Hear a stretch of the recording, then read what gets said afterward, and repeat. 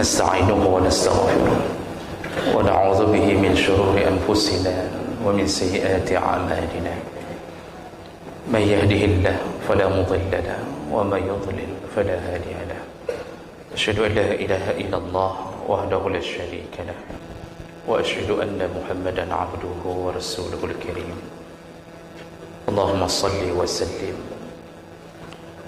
على نبينا محمد وعلى آله وأصحابه أجمعين أما بعد رب اشرح لي صدري ويسر لي أمري واحلل عقدة من لساني يفقهوا قولي.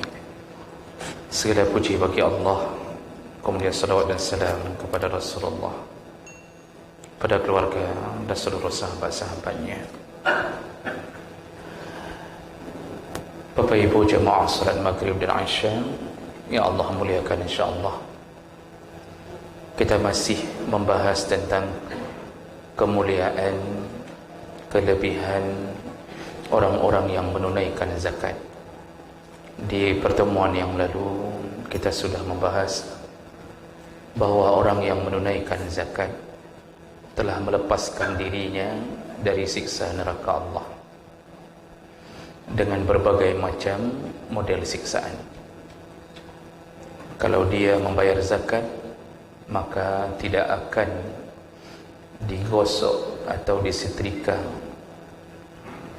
dengan setrika dari api neraka, tidak akan ditusuk dengan besi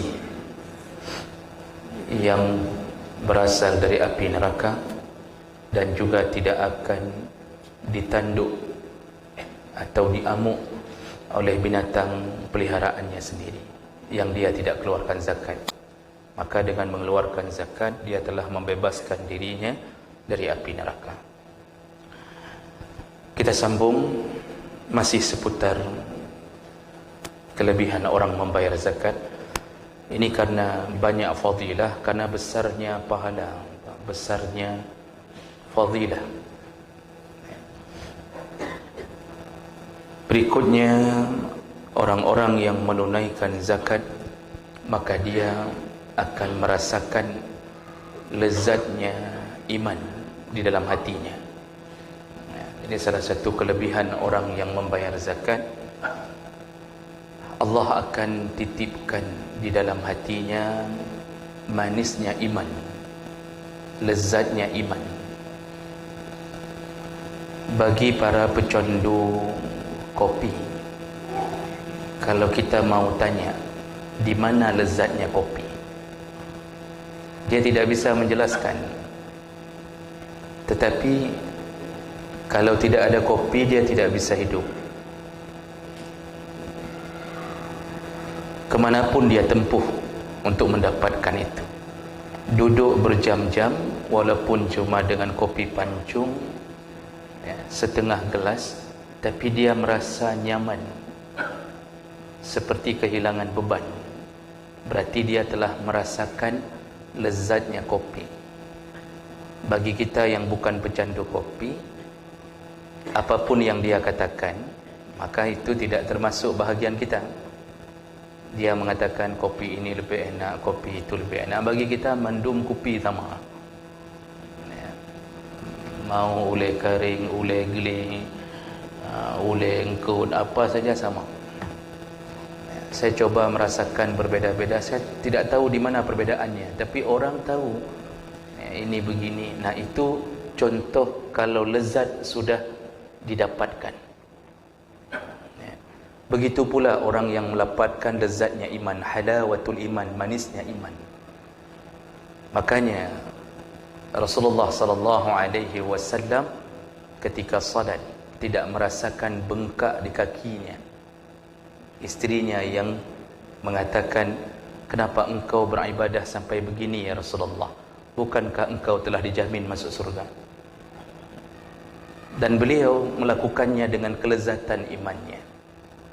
Dalam riwayat yang lain, sahabat ketika minta untuk dicabut mata busur panah, ada yang mengatakan mata tombak di kakinya, dia mohon dicabut ketika sedang salat, dan setelah salat dia tidak sadar bahawa telah dicabut. Manisnya yang dia rasa, dan ini menciptakan kenyamanan di dalam hati. Dan di dalam hadis Nabi riwayat Abu Dawud Tabrani dengan derajat yang sahih, juga diriwayatkan oleh Imam Al-Baihaqi, ternyata salah satu lezatnya iman, indahnya hidup bersama iman, itu salah satunya didapatkan dengan membayar zakat. Hadis dari Abdullah bin Muawiyah Al-Ghadiri, qala Nabi sallallahu alaihi wasallam, Rasulullah berkata, salasun man fa'alahunna faqad ta'ima ta'mal iman. Ada 3 perkara, kata Rasulullah, barang siapa yang melakukannya maka dia bisa merasakan lezatnya iman. Jadi maksud Nabi di sini lezatnya iman, dia menggenggam dunia. Jadi dunia di telapak tangannya, bukan dia yang digenggam oleh dunia. Maka hidupnya tiada beban, ibadah begitu nyaman, tidak ada berat rasa hidup. Dan ini adalah salah satu fadilah yang Allah beri di dalam hati orang yang melakukan 3 perkara ini. Apa yang 3 perkara itu? Yang pertama, kata Rasulullah, man 'abbadallah wahdah wa annahu la ilaha illallah. Orang yang pertama yang mendapatkan lezatnya iman, yang menyembah Allah, benar-benar tulus menyembah Allah, yang tiada Tuhan yang berhak disembah kecuali Allah Subhanahu wa ta'ala.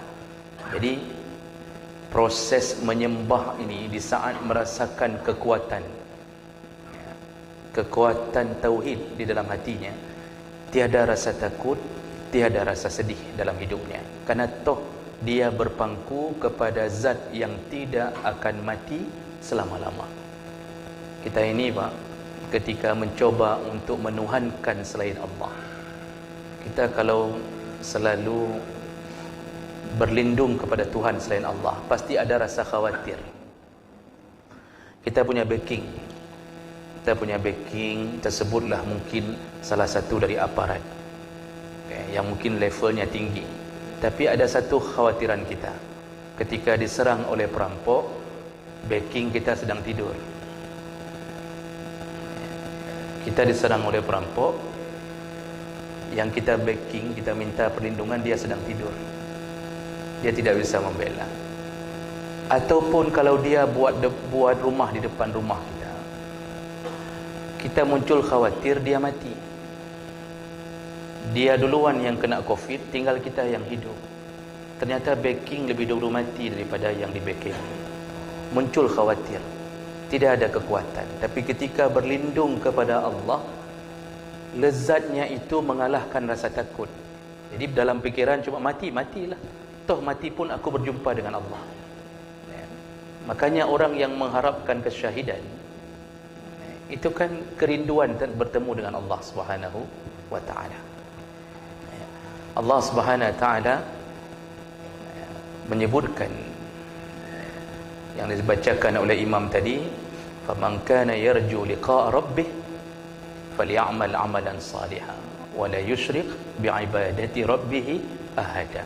Barang siapa yang berharap bertemu dengan Allah, maka hendaknya dia beramal saleh dan kemudian jangan syirikkan Allah. Jadi rasa rindu itu yang membuat manisnya iman. Jadi kita ini tidak ada lagi rasa beban hidup. Diberi stroke kita terima, diberi miskin kita terima, isteri mati lebih kita terima. Ini maksudnya ya aman-aman saja hidup. Isteri pun menunggu-nunggu kapan suaminya mati. Kok kriat urus, peliknya minta ampun, apa tidak tunggu kematiannya. Jadi intinya adalah begitu nikmatnya dalam hati ketika Allah menjadi satu-satunya yang disembah. Makanya Allah mengatakan innama amwalukum wa auladukum fitnah. Hartamu, anakmu adalah ujian bagimu. Dalam hadis Nabi, al-walad mujabbanah wa mubakhalah. Anakmu bisa menyebabkan rasa pengecut, anakmu menyebabkan engkau pengecut, wa mubakhalah, dan menyebabkan engkau berubah jadi orang kikir. Kita ini gara-gara ada anak, kita tidak berani lagi berjuang untuk Allah. ketika diajak untuk berjihad, kita pasti mengatakan atau dibisikkan oleh syaitan, kalau kamu mati di medan perang, anakmu masih kecil, siapa yang pelihara? Isterimu begitu cantiknya, kalau engkau mati, diambil oleh tetanggamu yang selama ini ribut denganmu. Mulai dibisikkan. Jadi anak itu membuat rasa pengecut kita. Tidak berani lagi berjihad, takut mati karena masih sayang. Anak balita masih manis-manisnya. Wa mubakhalah, anak juga bisa menyebabkan kikir. Mau sedekah, dulu sebelum punya anak 50,000 dalam celeng. Setelah punya anak 2,000 pun mikir-mikir. Itu pun kadang enggak ada harapan dari yang 1,000. Kenapa? Mikir jajan anak. Ini menyotajuk 50,000. Kalau saya kasih 50,000, anak minta roti selai, berapa harganya itu? 15,000, 16,000. Itu kita tidak bisa beli lagi, akhirnya tidak berani kasih. Dulu kita berani kasih, kita sedekah di mana-mana. Makanya fitnah itu ujian. Jadi manisnya iman, Rasulullah menyebutkan pertama ada di saat Allah menjadi sembahan kita satu-satunya dalam semua kondisi. Dan ini amalan yang paling tinggi, amalan paling tinggi. Nah, yang kedua kata Rasulullah, orang yang bisa merasakan lezatnya iman adalah wa'ata zakata malihi tayyibatan biha nafsuh rafidatan alaihi kulla'am. Kata Rasulullah, orang kedua yang bisa merasakan lezatnya iman adalah orang-orang yang membayar zakat dengan ketulusan hatinya, dengan kesenangan hatinya, dan dia selalu bersemangat mengeluarkannya kula'am. Jadi hatinya terdorong, menunggu-nunggu kapan dikeluarkan, kapan waktunya bayar zakat lagi. Jadi didorong oleh ketulusan itu sehingga setiap tahun dia berangan-angan untuk mengeluarkan zakat. Nah, jadi jemaah maka Allah, ini orang kedua yang Nabi sebutkan. Dia ini adalah orang-orang yang bisa merasakan indahnya harta ketika diberi ke orang lain. Jadi bahagianya hati, tidak ada sedikit pun penyesalan atau tergoresnya hati karena sudah keluar 2,5%, tidak ada sedikit pun. Bahkan dia kalau bisa dia tumpuk hartanya untuk dia keluarkan zakatnya. Nah, inilah manis. Orang kalau sudah dapat kemanisan ini, dia mengeluarkan harta dengan perasaan bahawa dia akan dijanjikan surga, dan perasaan begitu senangnya melihat orang bisa bahagia seperti dirinya bahagia. Kita ini ada satu tuntunan hati. Kita senang kalau lihat orang yang menerima sedekah, walaupun bukan kita yang hantar. Ini misalnya kita titip sama orang, Pak, zakat kita titip sama orang, ya, boleh menitip zakat pada orang lain, dibolehkan. Karena zakat itu jumhur ulama mengatakan tidak wajib ijab kabul, ya, karena dia berada di antara dalam satu pihak saja. Tidak mesti bertemu setiap dengan orang miskin kita ijab kabul. Si miskin kita suruh ucapkan telah kuterima sekian, tidak mesti. Kita titip ke orang pun boleh. Nah, karena pada intinya dia diterima oleh pihak yang diinginkan. Orang yang mengantar zakat saja, ketika diantar ke fakir miskin, lalu orang itu menangis sambil mengucapkan terima kasih berulang-ulang, mungkin pas dia harus membayar SPP anaknya yang mungkin tidak bisa lagi dibayar, mungkin ada yang tidak tahu mau makan apa lagi, kita antarkan. Rasa senang itu masuk ke dalam diri orang yang mengantar zakat, padahal bukan zakat dia, zakat kita, ya. Rasa senang itu masuk ke dalam diri orang yang mengantar. Pak posnya saja senang, ya, ketika diucapkan terima kasih. Seharusnya kan terima kasih kepada yang punya zakat, tapi dia terima kasih kepada yang mengantar, dia pun senang. Apalagi yang punya harta. Perasaan itu tidak bisa disembunyikan. Perasaan senang ketika melihat orang senang. Ini naluri, Pak. Ini naluri. Maka paling buruk ketika ada orang yang kebalikannya terjadi. Dia senang melihat orang susah. Nah, ini manusia terburuk. Senang melihat orang susah. Ya. Jadi kalau menyusahkan orang dia senang. Menunda gaji orang dia senang. Dia bersenang-senang, tapi orang yang ditunda susah-susah. Tapi dia senang. Ini penyakit terburuk yang dimiliki oleh hati manusia di saat senang melihat orang susah.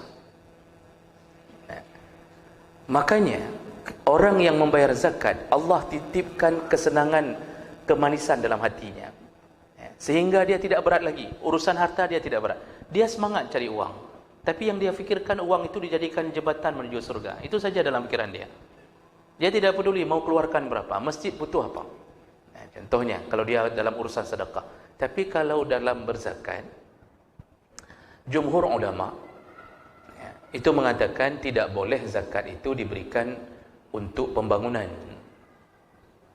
Jumhur ulama mengatakan zakat tidak boleh dijadikan sebagai alat untuk pembangunan.